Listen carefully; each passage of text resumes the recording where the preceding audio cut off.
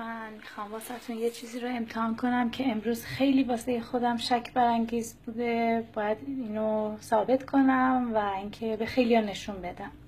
من امروز تو محل کارم احساس کردم که برنجی که دارم مصرف میکنم خیلی حالت لاستیکیه.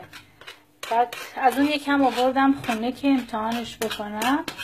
الان میبینین که گازو کاملا داغ کردم و برنج ریختم روش و فکر میکنم زیاد این فکر میکردم شایعه باشه که ما لاستیک یا مشمع و پلاستیک و اینجور چیزا میخوریم، ولی کاملا به هم ثابت شد برنجایی که ما داریم مصرف میکنیم.